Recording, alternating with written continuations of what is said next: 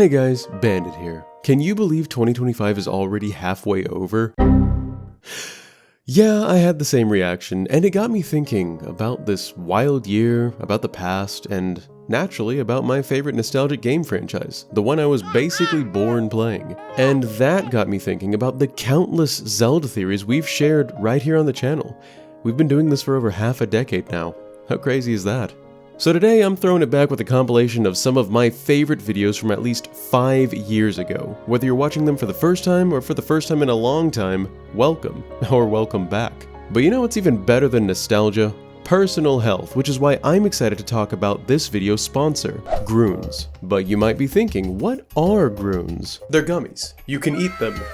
As a person who's always trying to better my health, I was super excited to try out Groons because they're not just another vitamin gummy. These little beasties are comprehensively made of the finest formula of ingredients that combines the best of multivitamins, green drinks, and prebiotics into one adorable bear-shaped little package.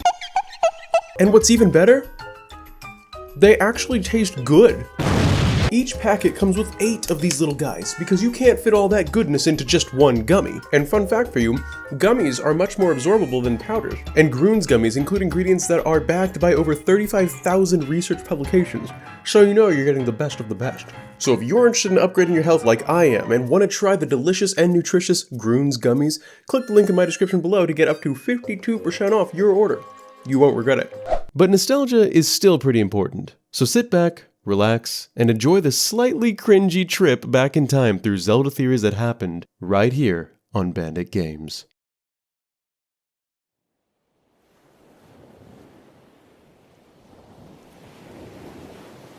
The ocean is a large, mysterious, scary thing. Many horror stories and supernatural sightings come from tales of the deep, such as sightings of a large, tentacle monster called the Kraken, or warnings of beautiful, serenading mermaids that pull sailors to the depths to be eaten alive. Whether or not these legends are real stories or just the drunken recollections of fatigued sailors, their impact can be felt in the hearts of every person who dares to sail into unknown waters. One of these brave souls is none other than Link from the Wind Waker. To no surprise, the Zelda universe has its own fair share of supernatural legends and superstitions, but in the Wind Waker, which mainly features a large, untamed ocean, some of these stories have come true. At one point in Link's adventure, the courageous hero is tasked with finding the pieces of the Triforce of Courage which have been scattered throughout Hyrule after the Hero of Time departed from the land. These pieces can be found by deciphering charts that depict their locations, buried in chests at the bottom of the sea. But one of these Triforce charts is held in a chilling location. Legend has it that on nights when the moon is present, an eerie green storm will take the skies, and a solemn, haunting tune can be heard wailing across the waves, coming from a ship with tattered sails, sailing without a single living soul aboard. Those who are unfortunate enough to see this cursed vessel refer to it as the Ghost Ship. Truly one of the most terrifying pieces of Zelda lore. But a ship with such importance to the hero's journey and the will of the goddesses must have some prior significance which is hidden to us in present time. So without further ado, follow me as we dive deep into the mysteries underneath the Ghost Ship.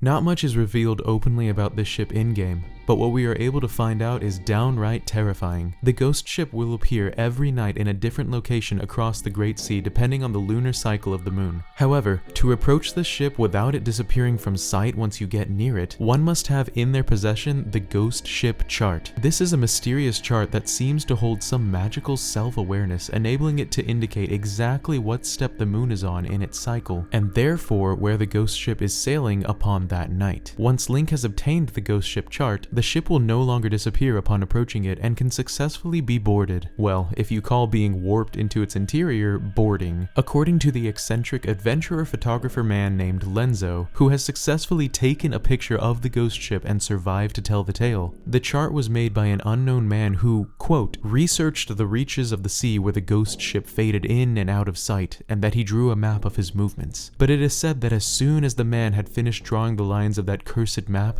he died a most unexpected death. Whether it was the curse of the ghost ship that doomed him to an early grave or some other unfortunate means, it is heavily implied to be the former of the two. Furthermore, the chart is found in a chest underneath the Diamond Step Island in a hidden ship graveyard that forms a complex maze. Once the chart is obtained, the next step is for Link to track it down and climb aboard.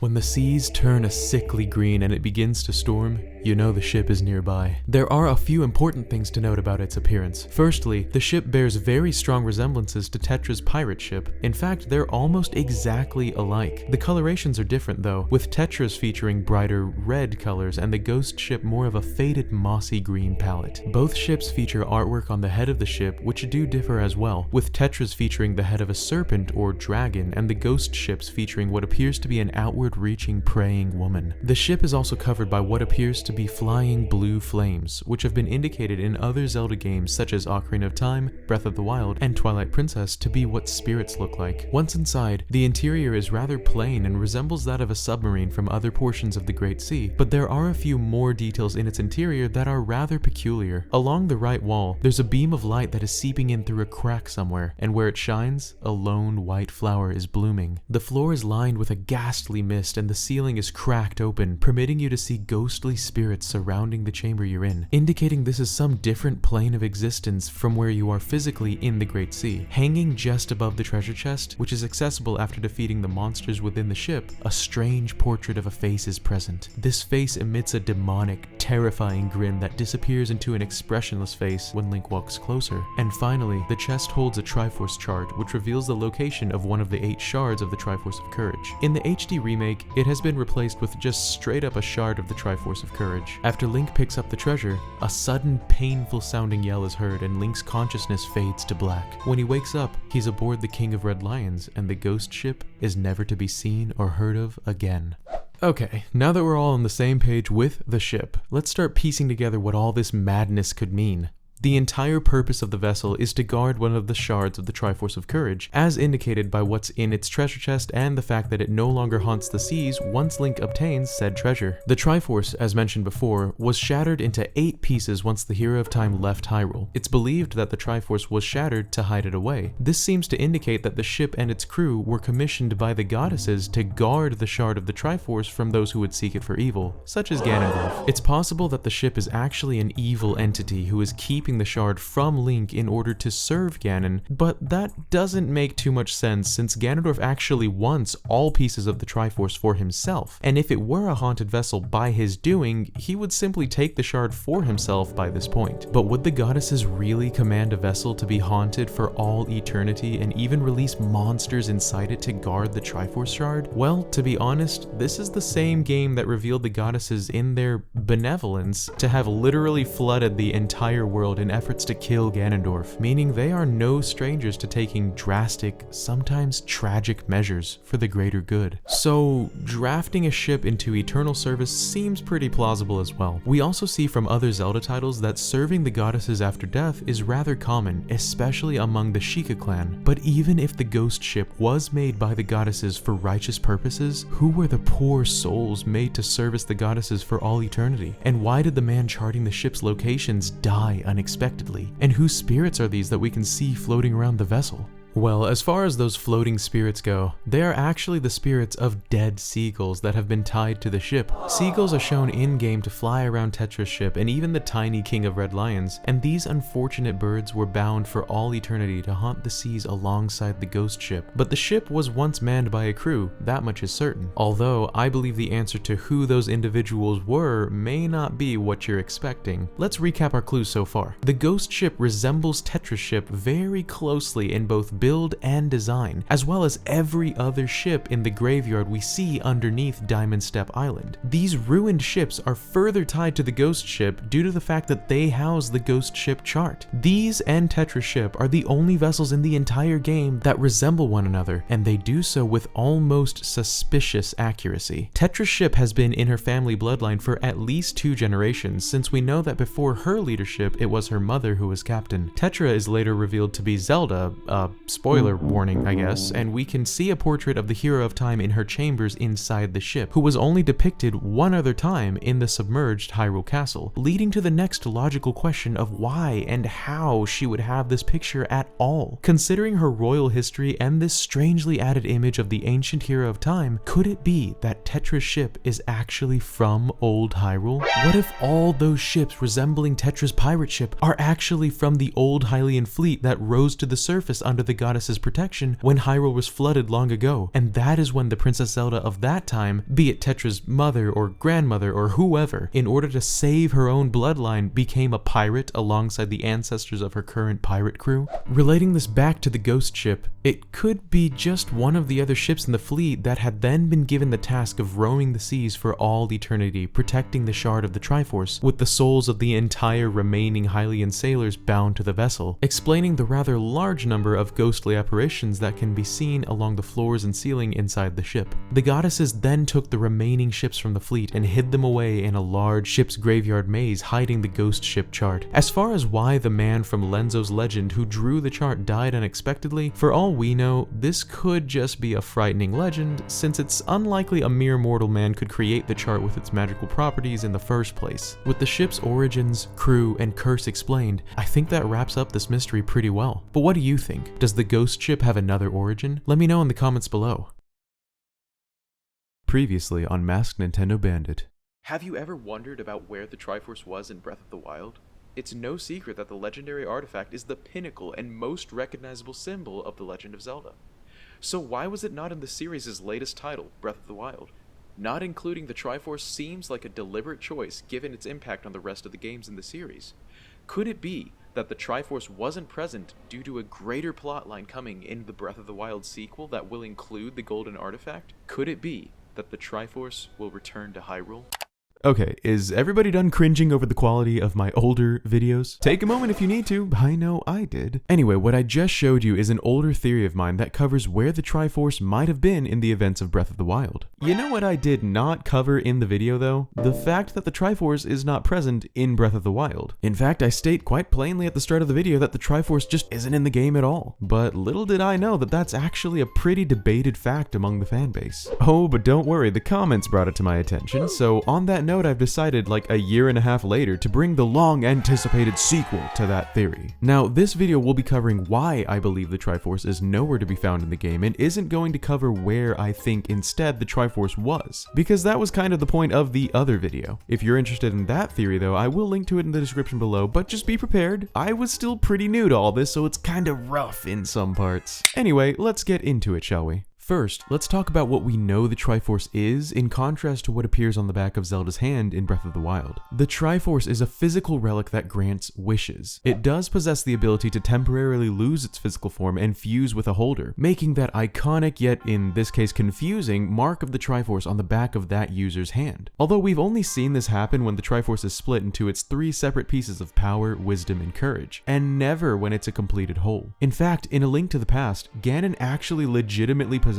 the entire Triforce, but upon his defeat, it's revealed that he was not infused with the Triforce, but rather was keeping the pieces in a chamber located behind the room where you battle. I happen to think that this is simply because the completed Triforce does not fuse. We have also seen the complete process that takes place when someone pieces the Triforce together and actually uses it, as in makes a wish. In The Wind Waker, at the end of the game, Ganondorf successfully finds Tetra/Zelda and Link, and at this point, all three pieces that were residing in their hosts automatically leave their hosts because they can sense the other pieces are nearby. The two pieces from Link and Zelda meet Ganondorf's and reform the completed three-piece Triforce in front of everyone. But then, as fans will recall, Ganondorf is caught supervillain monologuing, and the King of Hyrule actually touches the relic before he can, making a wish that Hyrule would drown once and for all, and with it the relics of the past, including Ganondorf and himself. After this selfless wish, the Triforce flies into the air and splits again. And in in the follow-up games of the adult timeline, the Triforce is never to be seen again. It's almost like the Triforce splits itself after use to prevent misuse or overuse of its omnipotent power. Where it goes after it splits here is, of course, a mystery, the most common theory for this being that it returns to the Sacred Realm, but that's besides the point. You see, problem number one with the idea that Zelda possesses the complete Triforce in Breath of the Wild is that it doesn't line up with the Triforce's proven patterns of behavior that we just discussed, like the fact that it's never been seen to reside in an individual in its completed form, or the fact that it will split apart after use. In Breath of the Wild, whatever power is residing inside Zelda shows the entire symbol of the Triforce on the back of her hand, which we've never seen happen with the actual Triforce, and doesn't leave or depart after Zelda uses her powers, no fewer than 3 times in the game. Once to seal Ganon inside the castle, once to give Link the light arrows, and once to seal Ganon completely. Secondly, the Triforce's powers don't line up with what Zelda's powers are shown to do in the game. As I mentioned before, the Triforce is a wishing machine. Relic, I mean. Because of this, it is considered to be all-powerful and is referred to as the ultimate power in Skyward Sword, and as such has been the desire and catalyst for countless wars and battles and assassination attempts that span more than the entirety of the Zelda timeline on the protectors of the Triforce known as the Royal Family and the family's ancestor, the goddess Hylia herself. In Breath of the Wild, Zelda's powers are unlocked through an intense emotional state like some sort of power-up and can perform many different feats, such as a huge cleansing blast of light that results in the abolition of Ganon's malice and destruction of machinery that previously was running on malice, granting Link the light arrows and ultimately sealing Calamity Ganon away for at least another 10,000 years or so. Right off the bat, you can see that none of this aligns with what you would expect from a relic that grants wishes, but rather aligns with her already seen powers from previous games, like when she held Ganon back with light in Ocarina of Time, or when she fired light arrows in Twilight Princess and Wind Waker. The majority of her powers shown in Breath of the Wild are actually just rehashes from her previously shown abilities from previous Zelda games and don't really have anything to do with the ultimate power known as the Triforce. So pattern-wise and power-wise, Zelda's powers have really nothing to do with the Triforce, except for the symbol that briefly appears on her hand, but rather have everything to do with powers she's already been shown to have, except for one in particular: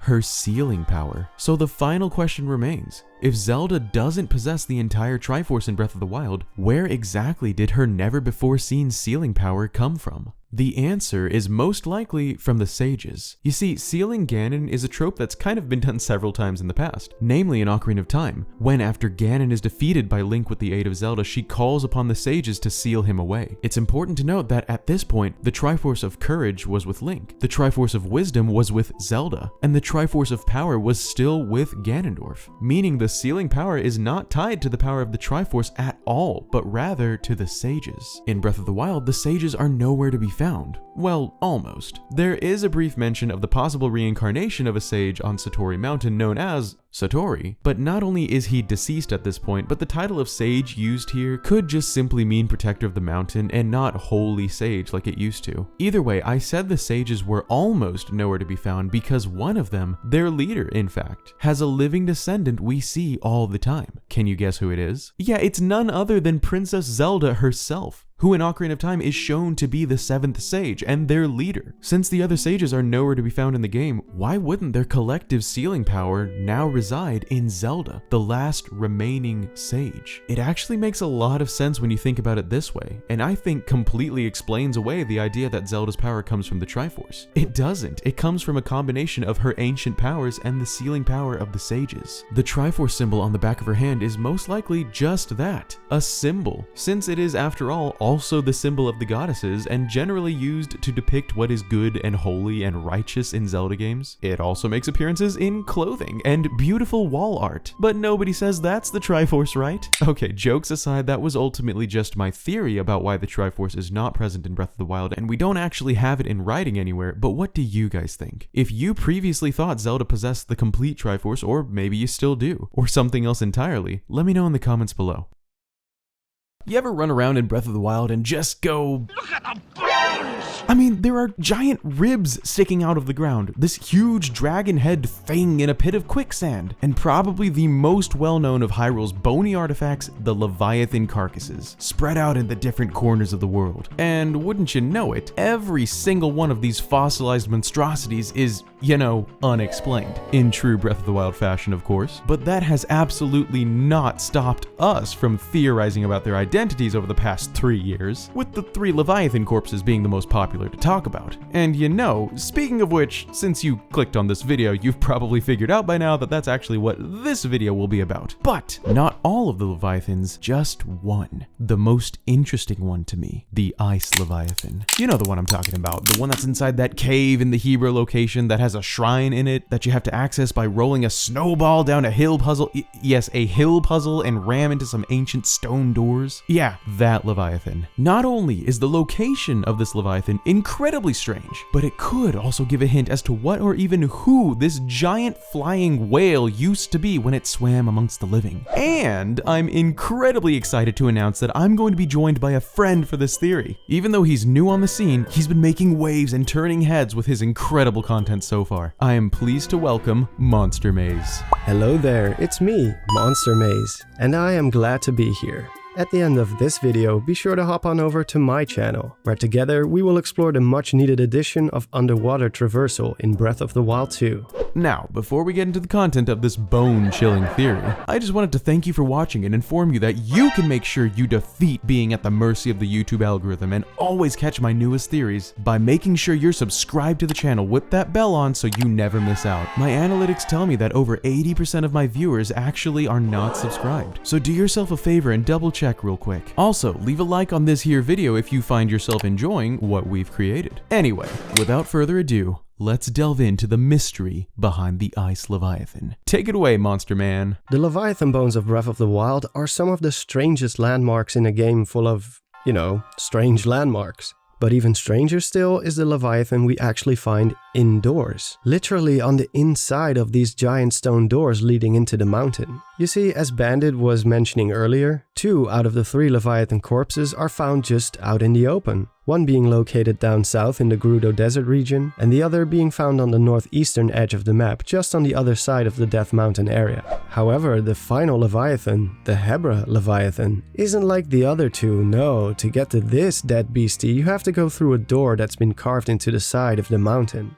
Once you snow smash your way through this door, you enter into a massive chamber filled with icy stalagmites, a shrine, and oh, yeah, the Ice Leviathan. Now, the first reaction that most people have to discovering this large dead fish is the exact same as discovering any of them. But once you take a closer look at everything surrounding the Leviathan's positioning and even the nature of the cave itself, you'll find that the Ice Leviathan has literally been hidden away from the rest of the world for an unknown amount of time, and suddenly it becomes way more interesting. But just how interesting, Mr. Bandit?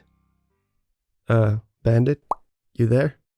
Oh, right. Yes, sorry. I was looking up your use of the word stalagmite. Turns out you did use it correctly, as a stalactite forms from the ceiling instead. Yes. Yes, I know. Oh, good. What makes Icy's positioning so interesting is first the question of how it even got here, as in inside this cave. You see, looking at the only visible entrance to this cave, for some reason, I find it hard to believe that this ex-whale just waltzed in here through the doorway. I mean, I don't know, something about it just doesn't make sense to me. I wonder what it is. But since it obviously didn't come in through the door, how else would it have ended up inside this cave? One might be tempted to say that it simply died in the great outdoors, the same as the other 2 Leviathans we find in the map, and that maybe it ended up in this cave because this mountain actually formed around the giant deceased body and was not present at the time of its death. So that's it then, right? Well, obviously I'm about to say no, that's not what happened, and here's how we know that for sure. 1, the Ice Leviathan, you know what, I'm tired of trying to come up with a new unique name for this thing every time I mention it. Let's call it, Shamu. Let's call it Shamu. You want to call a giant whale trapped inside a tightly spaced cave Shamu? Isn't that a little, I don't know, insensitive? Ooh, right. Well, how about I don't know, Sparky. That works. Okay, so 1, Sparky is in a cave that's in a mountain, but the others are not, right? As I was just talking about, you might be tempted to say that this is because maybe the icy mountain formed around the body over time. But if that were the case, why are there not also large rock formations or caverns surrounding the other two? Now, it's possible that Sparky died long before the other two. I mean, there's nothing that states they all died at the same time. So if it's just a matter of thousands of cubic feet of rock forming over the course of many, many years, then sure, it could just be because Sparky might be older than the other two. But let me add another layer to this to further state my point. Sparky is found inside a cave. Emphasis on inside the cave, not a part of the cave. You see, if rocks were to form around Sparky after it died, then the bone structure of Sparky would actually act as formative points for the newly forming rocks. In other words, Sparky would be a part of the mountain itself instead of just sitting comfortably inside. Interesting, isn't it? That must mean that this cave existed prior to Sparky's skeleton being inside it. I mean, yes, part of the right fin of the Sparky skeleton is inside the cave wall, but that might be due to ice forming over time since the wall is partially rock and partially ice, as evidenced by Link being able to climb it, but while it also visually appears to consist of a different material than just standard rock. So, the whale didn't get here through the doorway, and it didn't get here by just dying and having rock form around it. How else did it get here in that case? What a great question, Bandit. I'd like to point out that there's actually another way that the Leviathan could have entered the cave. If you look below the Leviathan skeleton... Sparky.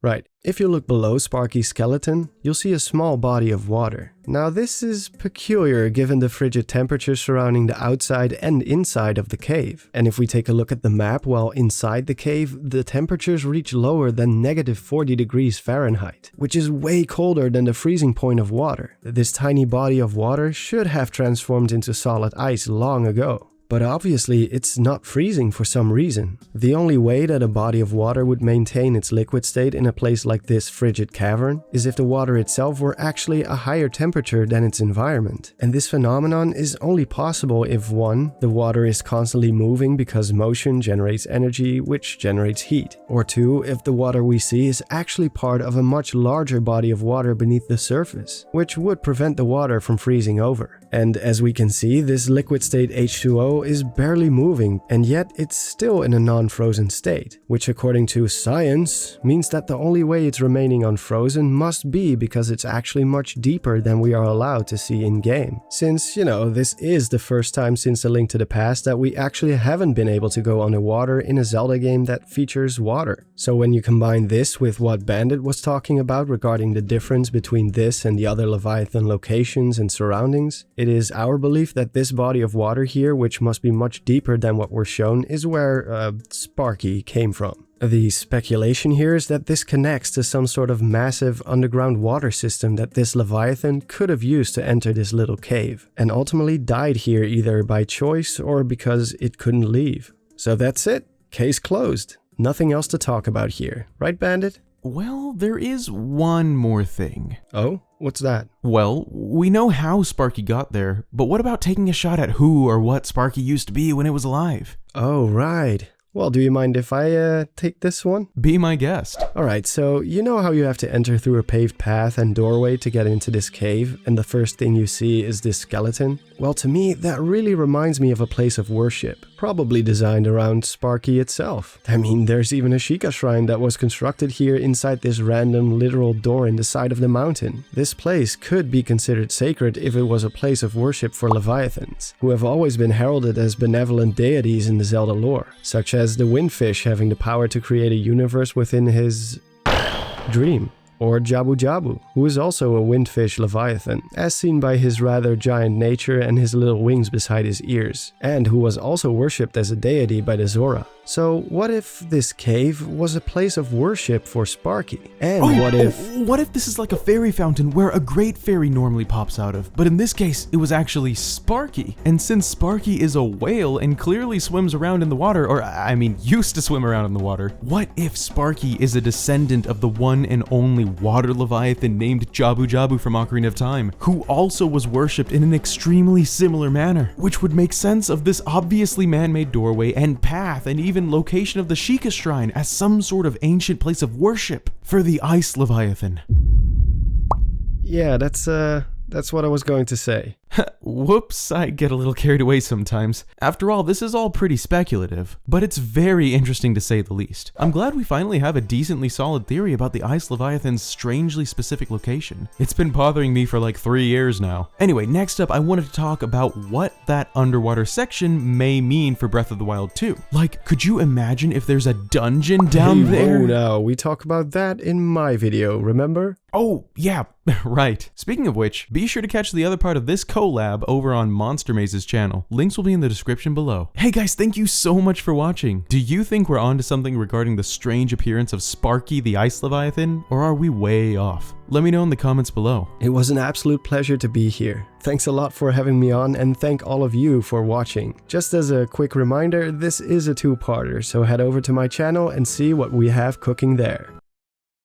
The Lost Woods is a mysterious and magical forest that has made several appearances throughout the Zelda franchise. It's a vast expanse of mist and forestry, home to mystical characters, the Deku Tree, and even the fabled Master Sword itself. These wondrous woods seem at first glance to be a harmless set of puzzles for the hero to uncover, but in a certain game, we're given an insight into the other, less innocent side of the Lost Woods. It is said in the game Ocarina of Time that those who wander into the woods will become lost within and experience a dark fate far worse than the sting of death. It is said that souls unfortunate enough to be enticed into the woodland will forever walk the earth and become the accursed undead. But why would the same forest that houses the righteous blade of evil's bane and the benevolent childlike forest spirits destroy innocent souls like this? And how would they be changed? Here to join me today on this frightful night is my good friend and fellow Zelda tuber, the Hyrule Gamer. I'll have links to his channel and our other collaboration project that's actually live right now in the description, so please be sure to check him and our other video out right after we're done here. And now, without further ado, let's delve right into the horrors of being lost in the woods.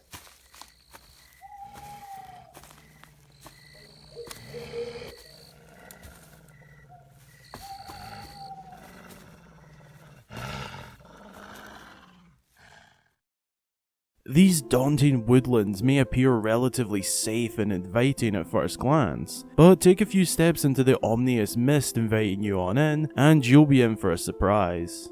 The Lost Woods have appeared many times throughout the Zelda series, from, but not limited to, A Link to the Past, Breath of the Wild, A Link Between Worlds, and arguably its most notable appearance coming in Ocarina of Time. These woods can be found connected to the magical haven of a village in Kokiri Forest, but you'll discover by talking to the residents of the forest that even the children of the peaceful and magical village know the dangers these woods contain. The Lost Woods is almost like a maze, something that you'd think is just another harmless Zelda puzzle, but think again. These dark and chilling woods are a giant never-ending maze, a maze designed to trap you inside with no escape. A cryptic labyrinth looking for victims to capture. Throughout its many appearances in the series, Link will run into enemies such as thieves, or bandits if you will, wolfos and Deku Scrubs. But it's not just the enemies that this spooky location holds. As well as enemies, we can also find some very iconic sites like the Temple of Time in Twilight Princess, although it is within the Sacred Grove in Twilight Princess, the area that is north of the Lost Woods in A Link to the Past. Along with being the location, we find this sacred Master Sword hidden away deep within the woodlands. As mysterious and weird as all of that is, the Lost Woods hold a much darker, much deeper, scarier, and to be quite honest with you, a much more chilling secret. The Lost Woods have this spine-tingling and horrifying ability to turn the souls of innocent people, even but mere children, into the living dead. The Stalfos, which is what we call the cursed, bloodthirsty undead, were once mortal beings no different than Link himself. Their minds became slowly corrupted until all they could think of is murder of the living. Their skin rotted until it completely fell off. They suffered this fate for nothing but the crime of becoming lost among the trees. So why would the woods change them into unholy skeletal demons with seemingly no reason for doing so? What makes those souls any different? And why did the same not happen to Link? Is this some tragic mistake? Divine intervention? In Ocarina of Time, we can gather some clues as to why this happens. One of the steps of the game's trading sequence for the Big Goron sword involves waking up a strange, lone figure in the middle of the Lost Woods named Grog, who is shown to be alone, sleeping up against a stump. This man will only wake up when his cuckoo named Kojiro crows nearby. When that happens, he will then instruct Link to take a mushroom found within the Lost Woods to a witch to be made into a potion. But when Link returns with the potion, he's nowhere to be found, and the little kokery girl named Fado will be waiting for you in his stead. She says that Grog has become lost within the woods, leaving only his saw behind. She says that Grog has become a Stalfos, and that everyone who becomes lost within the woods becomes a Stalfos. But this can't be completely true, because if Link becomes lost within the game, he will simply exit the woods after too long, with or without the Triforce of Courage. So what's the difference here? A possible explanation to this is a theory that was brought to my attention from my Discord member named Kyle Cloud. His theory states that the well-known song and theme of the Lost Woods, known to us as Soraya's song, is actually what transforms the living into the undead within the woods. Some evidence to back this theory is that if you reverse the song, it actually creates another song we know very well, the Song of Healing from Majora's Mask. Given that Majora's Mask proves to us that if we reverse magical songs, we can actually create other effects from them. What if Soraya's song, which is the inverse of the Song of Healing, instead of healing, drains the life or curses those who hear it? Some things that would cause this theory to be questioned would be that the hero, Link, is able to hear the song and is seemingly unaffected by it, and the Goron Darunya simply dances at the catchy tune, but the theory does provoke some serious thought. Another theory is, what if the creators of the Lost Woods, who are more than likely either the Great Deku Tree or the Golden Goddess Ferore herself, purposefully cursed the woods to guard what's inside? We know the woods hold the Master Sword and even the Temple of Time deep within its trees, but what would happen if either of those fell subject to the forces of darkness? The Master Sword can indeed drain the life of a wielder where they stand if deemed unworthy, but what about against the dark magic of Demise himself? Could the sword really stand up to that? The unfortunate man named Grog from Ocarina of Time was shown to be a lazy fool who inexplicably ran away from home. Could it be that the curse is meant to destroy mortal intruders with darkness in their hearts by turning them into the undead? Much like the Triforce, which will split itself if a mortal with an unbalanced heart touches it, could this forest behave the same way? This may be evidenced by the fact that the boss of the Forest Temple is Phantom Ganon, which is to say, a false Ganondorf. Ganondorf himself does not appear to have stepped foot within the woods for fear of being transformed by them. It's only his monsters and minions that have. The theory that the darkness within one's heart will forever transform them within the woods is further evidenced by what is perhaps the darkest and most disturbing part of the Lost Woods. Enter the Skull Kid. These scarecrow-looking children are the results of a horrifying process that happens within the Lost Woods, but only with certain circumstances can these shadow-looking imps come about. The Skull Kids take on an interesting and unique appearance, made up with a straw outfit, brown cloak and hat, accompanied by a flute they will play, making them seem friendly and high-spirited, but don't be fooled. These innocent but yet unsettling looking children are no ordinary beings. The Skull Kids are actually Kokiri. Yeah, that's right. The playful and joyful children of the forest are actually the creepy and ghostly Skull Kids. Let me explain why. As far as common knowledge in Hyrule goes, it's known that anyone who wanders into the Lost Woods for too long will turn into a Stalfos or Stall Child, which is true, but not for the Kokiri. The Kokiri children who inhabit the magical woodlands neighbouring the Lost Woods are a special but yet truly terrible and horrifying case. In Ocarina of Time, Fado tells Link that the Kokiri children do not turn into Stalfos. The reason being is that turning into a Stalfos is a process of dying, going from a living being to the living dead. But the Kokiri are eternally children and there is no stopping that. They can't die, it's not possible. So instead of turning into a Stall Child, they meet a much more daunting fate. They turn into Skull Kids. Another thing to note is the connection between both the Kokiri and the Skull Kids. The Kokiri went on to eventually evolve into the Koroks further down in the timeline, and we can clearly see that they are made of wood and also wear a mask, traits similar to the Skull Kid, who is made of wood and also wears a mask. But this dark truth goes deeper than simple appearances. In Ocarina of Time, there is a Kokiri child who's said to be unhappy with their face. The exact quote from the game being, "What a weird face." Speaking of weird faces, one of the forest kids was complaining about his face. Now this is where it gets really dark.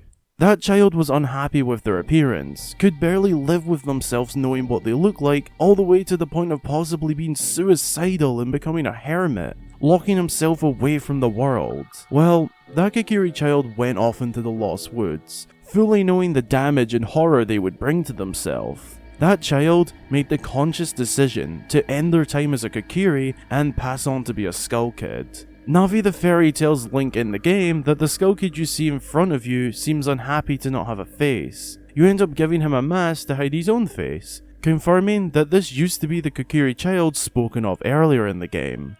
What makes this even more sad and honestly unsettling is that it's known that the Koroks specifically are too scared to even go near the Lost Woods. This info was given to us in Breath of the Wild through the Lost Pilgrimage side quest. It's not unlikely that they have always been this way, scared, frightened, and warned of the dangers of the Lost Woods. But yet, that one Kokiri child had the darkness in his heart and willpower to walk into the Lost Woods.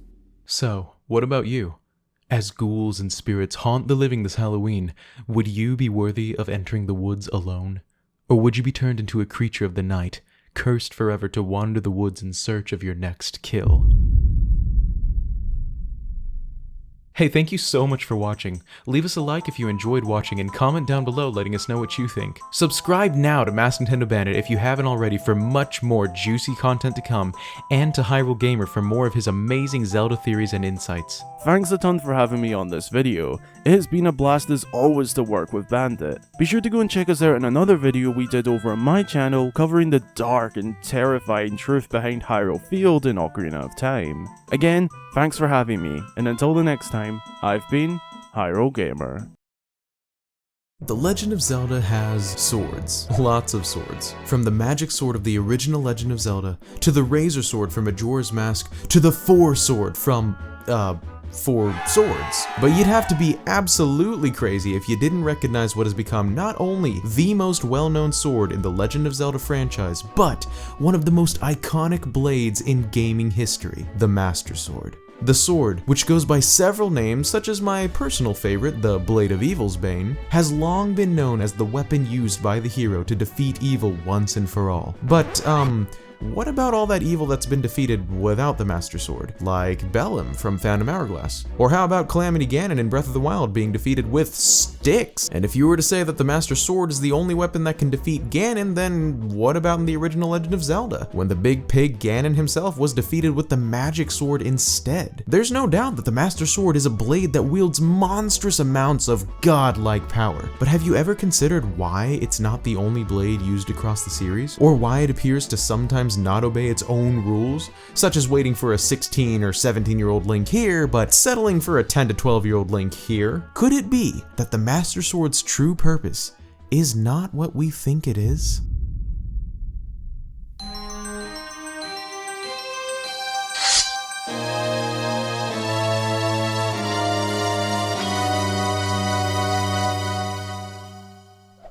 Let's think back real quick to what all we've seen the Master Sword do throughout the course of the series in order to get a feel for some of the possibilities of what the blade's true purpose could be. Then we'll break down what we find. Besides the obvious characteristic of just, being enormously powerful, we can see the Master Sword taking on two key roles at different points in the franchise. First, chronologically speaking, we see the sword in the game's Skyward Sword, where we actually witness the forging of the legendary blade. Aside from literally creating the weapon itself, the most significant ability we get to see from it is the sealing away of demise within the sword. Check it out.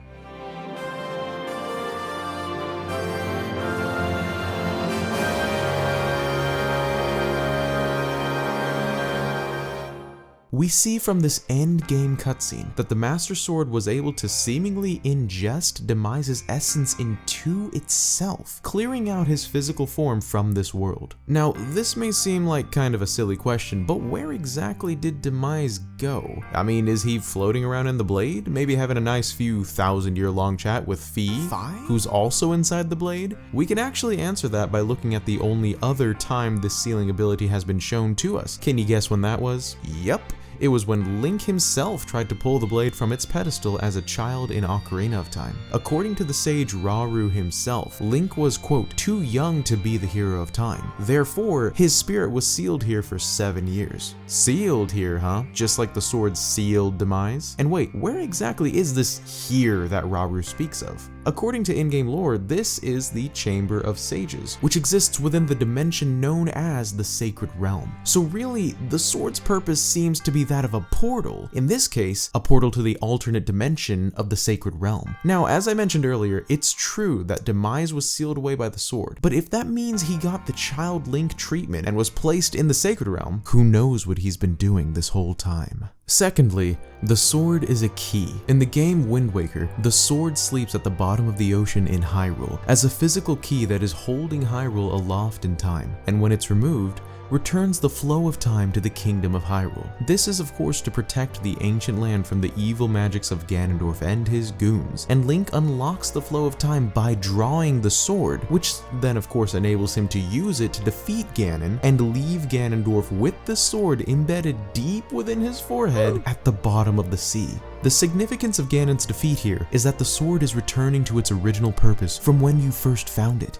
It's a key that locks down the flow of time for whatever it's stabbed into. At first, it had Hyrule's time locked away, but at the end, it freezes Ganondorf in place by turning him literally to stone, never to be moved again. So secondly, the sword's purpose could be as a key to time. Any other appearance of the Master Sword in the games is simply as a very powerful anti-evil weapon.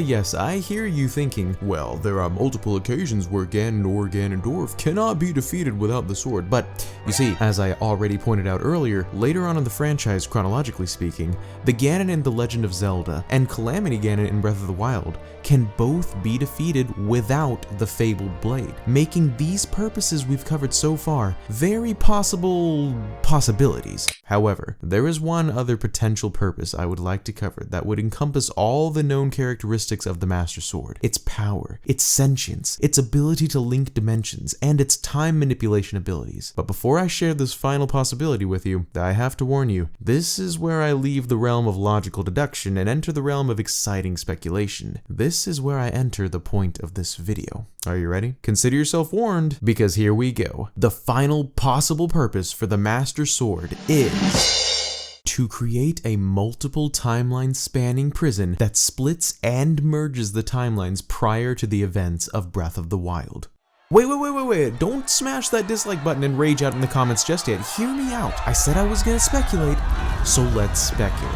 If we combine the sword's dimension bridging and time warping abilities that we talked about earlier, we can make the next relatively safe jump to say that the sword can bridge time itself. Link being asleep for 7 years and waking up in the future is understandable one way. I mean, heck, I'm pretty sure I could fall asleep for 7 years at any given moment, but when he is sent back in time 7 years, it can be seen as effectively bridging the two timelines together, and it always happens revolving around the sword, meaning the sword itself is what is manipulating Link through time and space, and is probably responsible for the entire timeline split in the first place. With the world of Breath of the Wild being placed at the end of all timelines, and strangely possessing qualities and physical features from all of the timelines, and by the way, if you want more information on that subject, there are plenty of videos out there covering the similarities among all the timelines that appear within Breath of the Wild. What if the same sword that split the timelines merged them sometime before the game takes place? Now, the reasoning behind this can't be known for certain because we have very little in the way of evidence prior to the events of Breath of the Wild. But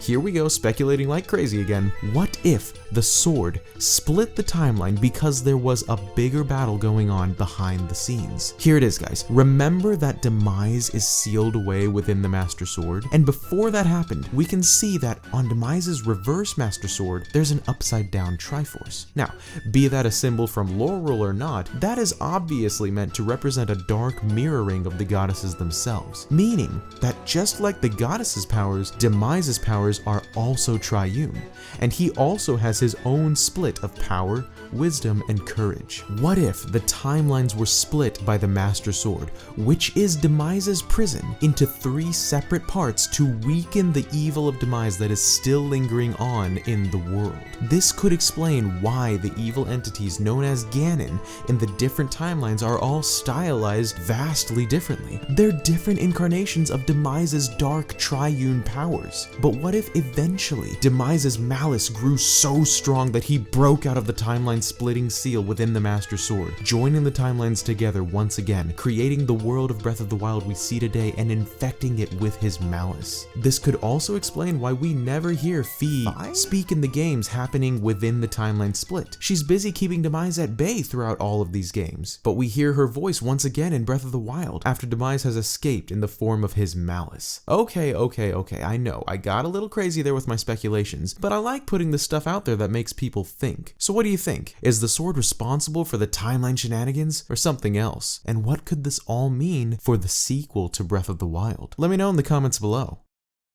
The Legend of Zelda is full of relics and important items that alter the story or even the way you play the game, sometimes both. These relics come in all shapes and sizes, but of all the iconic gadgets and artifacts that have been in our minds over the years, few have stood out as much as the legendary Ocarina of Time. Be it because it comes from a game of the same name that many Zelda fans today, myself included, accredit as being their introduction to the series, or the fact that it holds the power of manipulating, well, time itself, no one can deny its impact to the franchise as a whole. But one thing that's always kind of bugged me is the mysteries surrounding its origin. I mean, we eventually got an answer for where the Master Sword came from. It was forged from the Goddess Sword, but the Ocarina of Time never gets a similar explanation. What makes it different than any other ocarina, and why? You know, besides the fact that it's blue, which we'll get into later, by the way. And on that note, without further ado, allow me to humbly present who made the Ocarina of Time.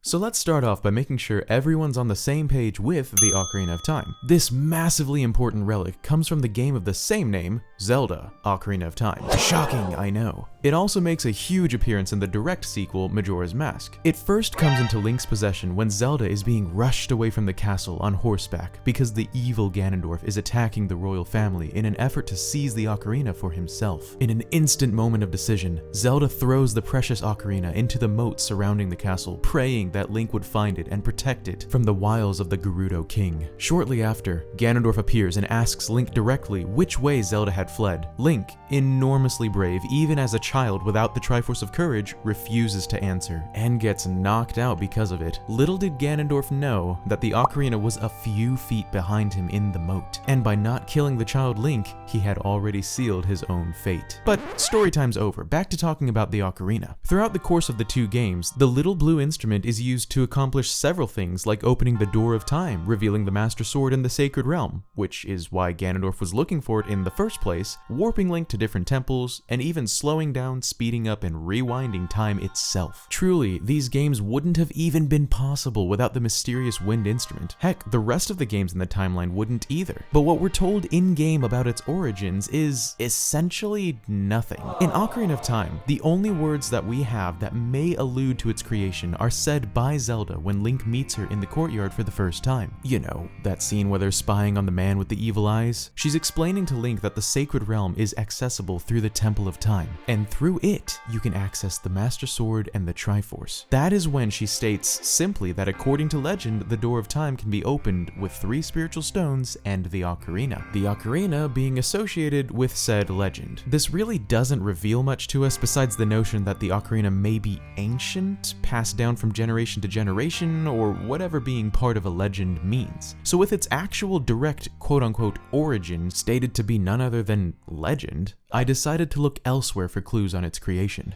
Of course, these days, one of the first places to look for anything Zor related outside of the games would be the official Zelda literature we have all been blessed with in recent years. For the newest title, Breath of the Wild, the book Creating a Champion is a fantastic resource to kind of read in between the lines of the game's locations and characters. For all things non-Breath of the Wild, we have the original Goddess Collection trilogy, which includes the widely acclaimed Hyrule Historia, which I consulted for clues surrounding the Ocarina of Time's origins. In the book, on pages 53 and 86, it alludes twice to a very key characteristic, the ocarina's color. The book states that its blue-white radiance brings to mind the timeshift stones found in the eras of antiquity. Now, what are the timeshift stones, you ask? For those that have played Skyward Sword, that name should ring a bell. In the Lanayru province of the game, and being mined in the Lanayru mining facility, these rocks are present and revealed to have innate time-shifting properties, hence the name. This creates some really nifty gameplay aesthetics, like the mind-blowing notion of creating a force field around the stones that, inside said force field, jumps time to centuries in the past while outside it seamlessly is still in the present. The book seems to imply that the ocarina may actually be made of the same material, which of course would possibly give some explanation to its innate ability to manipulate time. Looking closer at the stones themselves, there are some more clues we can gather about the ocarina's creation. Clearly marked on their surfaces is the early symbol of the Sheikah clan, an ancient people group dedicated to the service of Hylia and the protection of the royal family, who are descendants of Hylia. The Sheikah have always been technologically advanced for their time, as we also see in Breath of the Wild. So the notion that the mining facility and therefore study and excavation of the timeshift stones themselves being a Sheikah project is rather believable, wouldn't you agree? Perhaps they worked closely with the dragon Lanayru to develop the powerful technology to serve Hylia. Perhaps it even continued onward to be the technology that we see in Breath of the Wild, but that's kind of besides the point. With the timeshift stones and Sheikah's probable relations in mind, I began to search what we know of the Sheikah clan for any possible connections to instruments or music. And wouldn't you know it, not only did I find connections,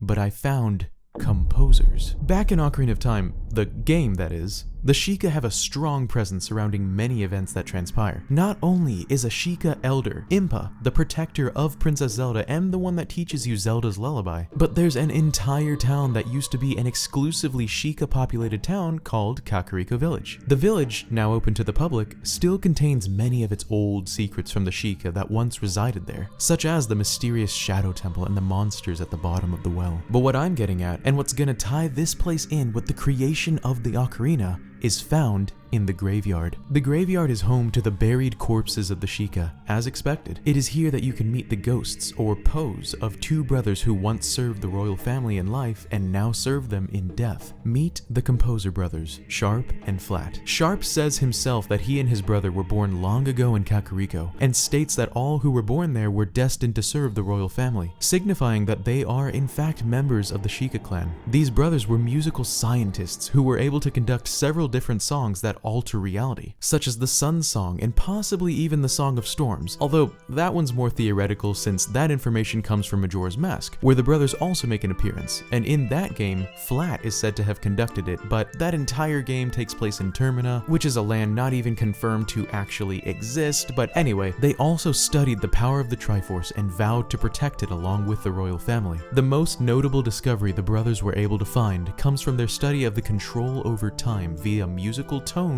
from ocarinas. Is this beginning to sound familiar? The brothers claim they actually finished that study, and in so doing attracted the attention of Ganondorf. However, in a tragic, dark twist, to protect the secrets they discovered, they took their own lives before Ganondorf could get what he wanted out of them. At this point, I was certain we had our answer staring us in the face. So let's break down all the clues we've talked about so far and conclude this mystery. The ocarina is said to be made of timeshift stones, a material known to the Sheikah, who are sworn to protect the royal family and Triforce. The composer brothers, brilliant Sheikah scientists, completed a study regarding controlling time that attracted the attention of Ganondorf, who was already shown in-game to be searching for the ocarina. Ganondorf probably wouldn't have been attracted to the composer brothers' studies if they remained simply words on paper. No, given the Sheikah's background in technology and the timeshift stones, completing their study and Ganondorf hearing about it most likely means they actually completed the creation of the Ocarina of Time, and upon Ganondorf's intrusion, entrusted the instrument to the elder Impa prior to taking their own lives. This would explain why Impa has musical knowledge and why Zelda ultimately had possession of the Ocarina with Ganondorf chasing after her. Wow. It all makes sense now. Of course, this isn't confirmed in black and white on paper, but what do you think? Did I convince you? Or is the Ocarina of Legend more ancient than what I talked about? Let me know in the comments below. Anyway, that's all I've got for you in this video. I hope you're all having a fantastic kickoff to 2020 and that you have a great rest of your day. This is Masked Nintendo Bandit signing out. Peace!